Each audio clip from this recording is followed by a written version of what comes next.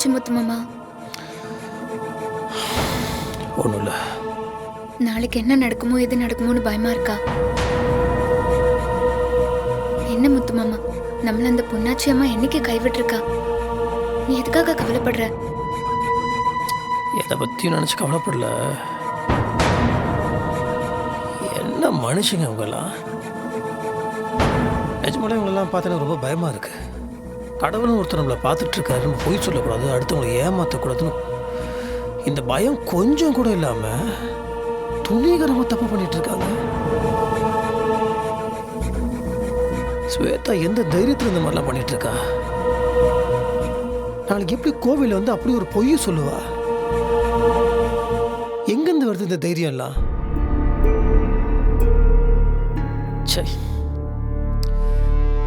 அந்த டாக்டர் கல்பனா அது எங்கன்னே தெரியல. அதுவும் ஒரு ஃப்ராடு. அதை போலீஸும் தேடுறாங்க, நாமளும் தேடிட்டு இருக்கோம். அப்படி இருக்கும்போது இந்த ஸ்வேதா மறுபடியும் இந்த விஷயத்தை போட்டு டார்ச்சர் பண்ணிட்டு இருக்காளே. இந்த மாதிரி மனுஷங்களை நிஜமாலே பார்க்கும்போது எனக்கு அதை நான் பயம்னு சொல்கிறதா இல்லை அருவருப்புன்னு சொல்கிறதா தெரியல. ரொம்ப டிஸ்டர்பிங்காக இருக்கு.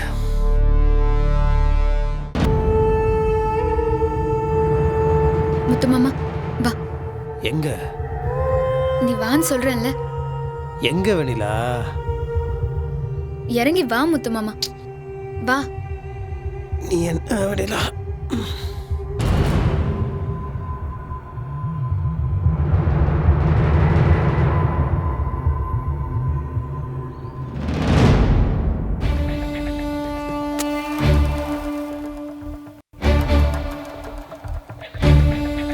வெண்ணிலா, என்ன வெண்ணிலா பண்ற? பேசாம இரு மாமா. என்ன பண்ணிட்டு இருக்க இந்த நேரத்துல? ஏய் வெண்ணிலா,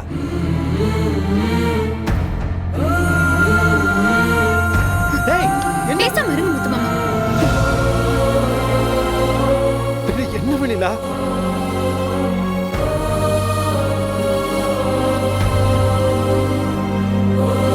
பொன்னாச்சி அத்தா, பூமாரி அத்தா, இங்க பார்த்தல்ல என் முத்து மாமா துடிக்கிறத என்னால கண் கொண்டு பார்க்க முடியல.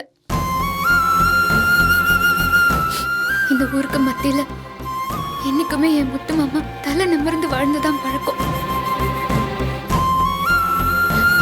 இன்னைக்கு அவரை தலை குனிஞ்சிருவாரோன்னு பயப்படுறத பார்த்து என்னால சும்மா இருக்க முடியல. இந்த ஊர் முன்னாடி அவர் அவமானப்பட்டு நின்னுட்டா என்ன ஆவறது? அவரை தவிக்கிற தவிப்ப பார்க்க மனசுக்கு ரொம்ப கஷ்டமா இருக்கு. இங்க பாரு, என்னையும் முத்து மாமாவையும் நீ கைவிட்டுறவே கூடாது.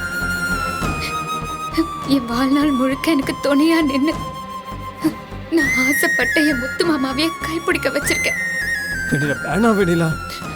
அதே மாதிரி இப்ப எங்களுக்கு ஏற்பட்டிருக்கிற இந்த கஷ்டத்துல நீ துணையா நிக்கணும். அவர் அவமானப்பட்டுடக்கூடாது. செய்வியா?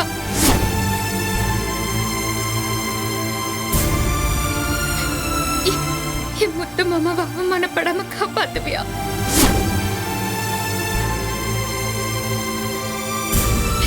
என் முத்து மாமா அவமானப்படாம காப்பாத்துவியா நீ?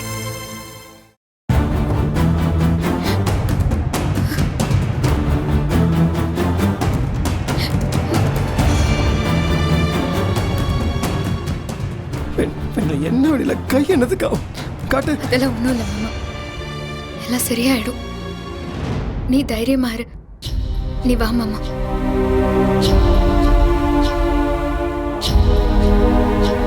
வா, கையை காட்டு.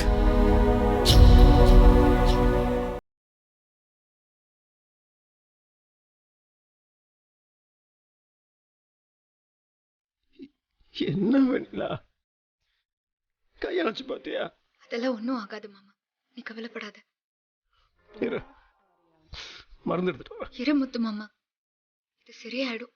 நான் ஒரு விஷயம் சொன்னா கேப்பியா முத்து மாமா? என்னைக்குமே சுயநலமா யோசிக்கிறவங்களை விட பொது நலமா யோசிக்கிறவங்களுக்கு எந்த கஷ்டமும் வராது முத்து மாமா. ஊரே நல்லா இருக்கணுங்கிறதுக்காக கோயில் கட்டுற உன்னை போய் அந்த பூமாரி ஆத்தாவும் சரி பொன்னாச்சி ஆத்தாவும் சரி கண்டிப்பா கைவிட மாட்டாங்க. நீ நம்பிக்கையோட இரு.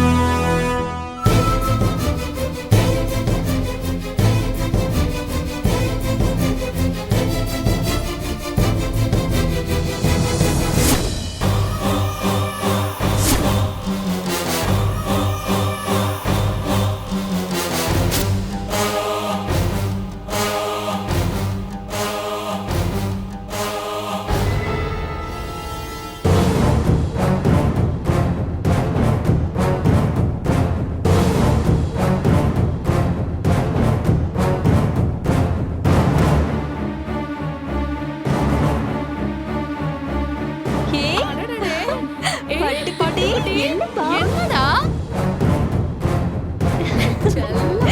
ஐயோ குட்டி என்ன வேணும் உங்களுக்கு? என்னடா அப்படி பாக்குறீங்க? முத்து மாமா திரும்பவும் குழந்தைய தூக்கிட்டு வந்துட்டாங்க. என்ன பண்றீங்க? அம்மா கிட்ட இருக்கீங்களா? பால் குடிச்சிட்டீங்களா? செல்ல குட்டி அழகா இருக்கான் பாரு.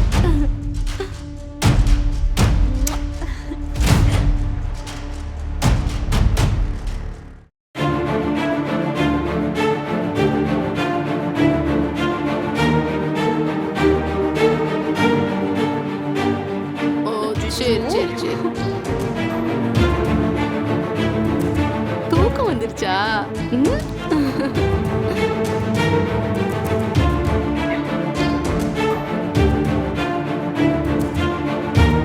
ஓ ரோ ரோ ரோ ரோ ரோ ரோ ரோ ரோ ரோ ரோ ரோ. என்ன வேணும் தங்கத்துக்கு?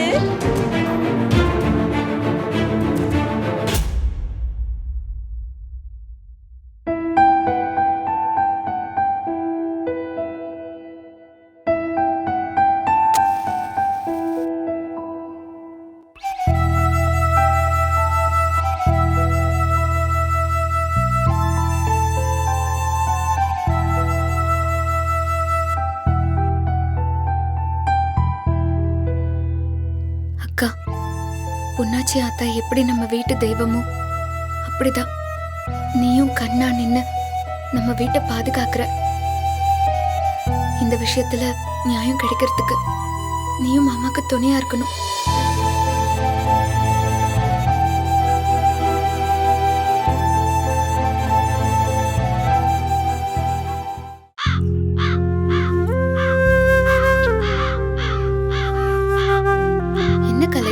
இருந்து காக்கா இப்படி கத்துது.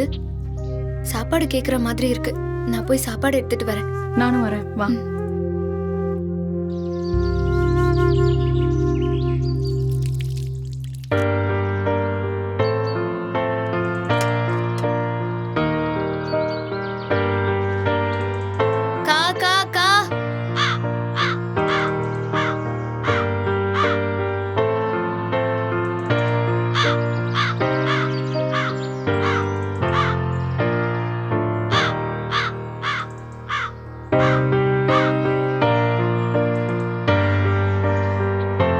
என்ன கலை, இத்தனை காக்கா ஒன்னா வந்திருக்கு?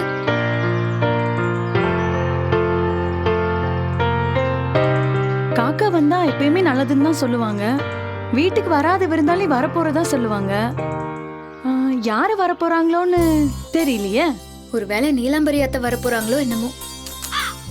நீலாம்பரி அத்தை என்ன இந்த வீட்டுக்கு விருந்தாளியா? வேற யாரோ வரப்போறாங்கன்னு தான் தோணுது. சரி, யாரு வந்தாலும் நல்லது நடந்தா சரிதான். வா.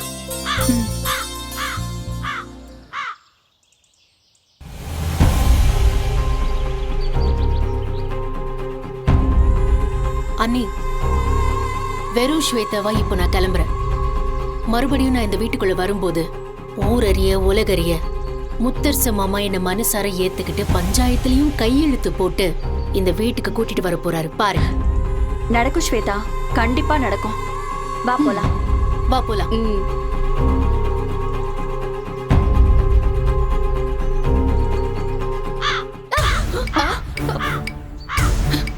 சரி, எங்க இருந்து வந்துச்சோம்?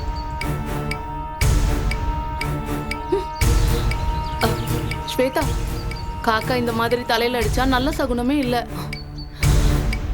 ஆமாமா, நல்ல சகுனம் இல்லதான். காக்காக்கு சகுனம் சரியில்லைன்னு அர்த்தம். அந்த காக்கா மறுபடியும் வந்துச்சுன்னா அவ்வளவுதான். என்கிட்ட காக்கா உட்பட எதுவுமே வாலாட்ட முடியாது. இந்த காலத்துல போய் சகுனம் அது இதுன்னு பேசிக்கிட்டேன். கிளம்பலாம், மருது போலாம். ஏய், கார்ல ஏறு. வாங்கக்கா.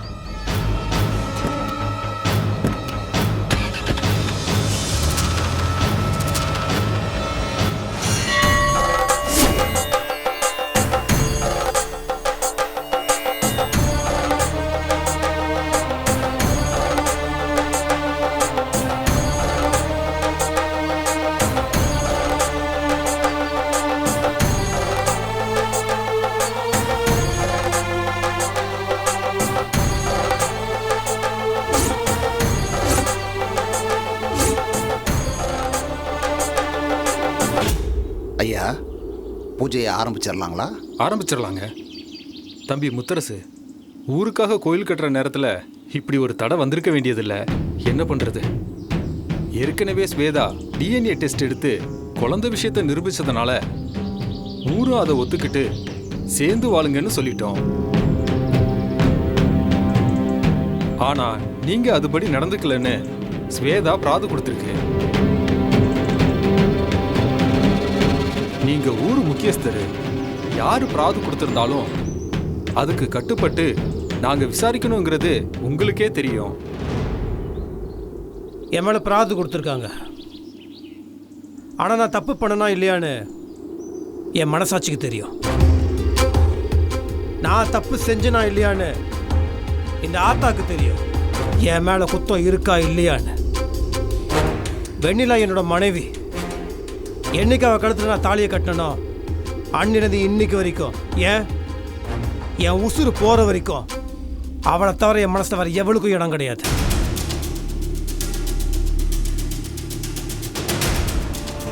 ஸ்வேதா என் முறை பொண்ணு தான். ஆனால் அதுக்காக என்றைக்குமே அவகிட்ட முறை தவறி நடந்தது கிடையாது. அப்படி இருந்தும் என் மேலே இப்படி ஒரு பழியை சுமத்தி இருக்கா.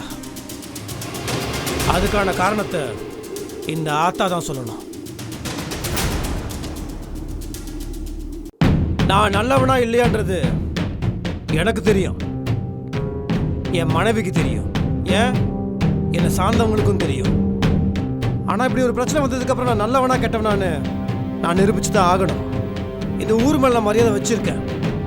இந்த ஊரோட தீர்ப்புக்கு நான் கட்டுப்படுறேன். நீங்கள் என்ன சொல்கிறீங்களோ அதை அப்படியே செய்ய நான் தயாராக இருக்கேன். அதுக்கான காரணம் நான் தப்பு செஞ்சுட்டேன்றதுக்காக கிடையாது, உங்கள் மேலே வச்சுருக்க மரியாதைக்காக. பூஜை ஆரம்பிக்கலாம். ஆரம்பிங்க சாமி. சரிங்க ஐயா.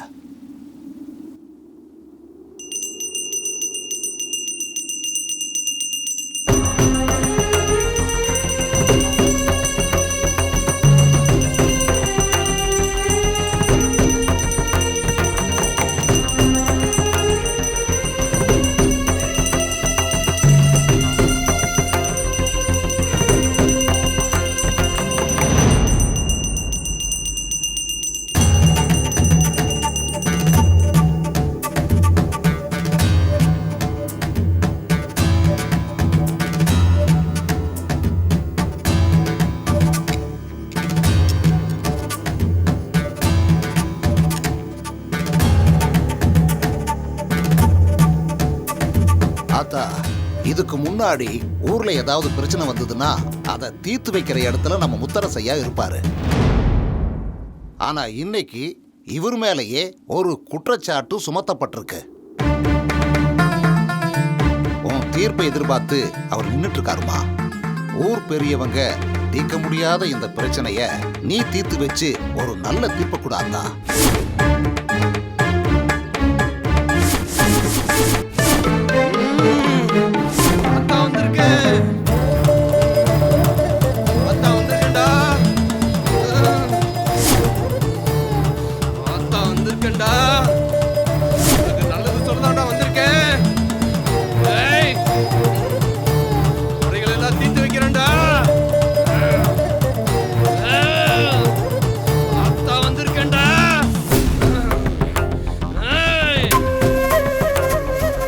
தண்ணி எடுத்துவாங்க.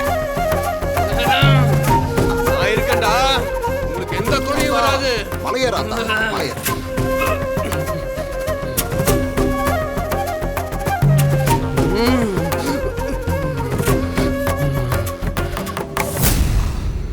அத்தா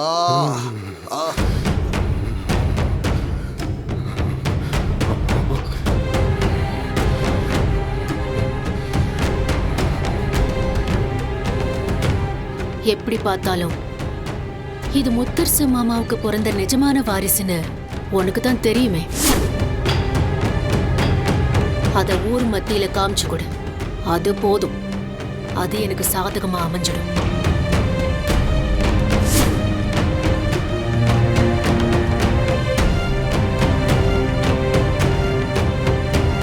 அத்தா, முத்து மாமா எந்த தப்பும் பண்ணிருக்காதுன்னு எனக்கு முழு நம்பிக்கை இருக்கு. தயவு செஞ்சு உன்னை கெஞ்சி கேட்டுக்கிறேன், என் முத்து மாமாவை கைவிட்டுறாத. ஊர் மத்தியில என் முத்து மாமா அவமானப்பட்டு நின்னுச்சுன்னா அதை விட ஒரு கொடுமை வேற எதுவும் இல்லை. அப்படி ஒரு நிலைமைக்கு என் முத்து மாமாவை ஆளாக்கிறாத.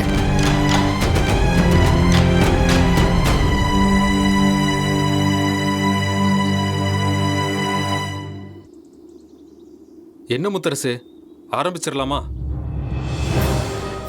ஆரம்பிக்கலாம்.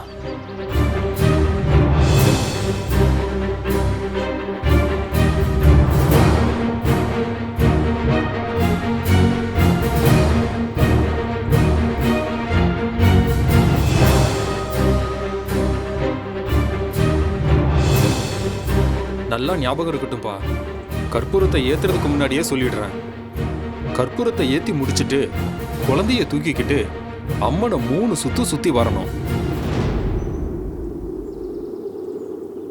3 சுத்து சுத்தி வர்றதுக்குள்ள கற்பூரம் அணைஞ்சிட்டா இது உன் குழந்தை இல்லை. ஒருவேளை அணையாம நின்னு எரிஞ்சா இது உன் குழந்தை தான்ப்பா.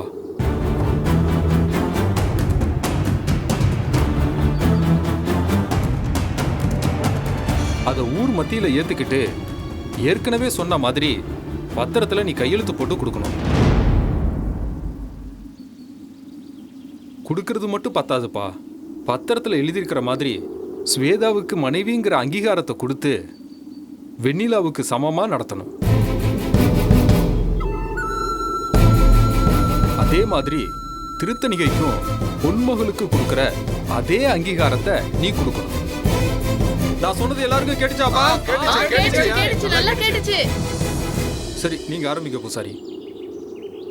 அத்தா, ஒரு சரியான தீர்ப்பு கொடுத்தாயே.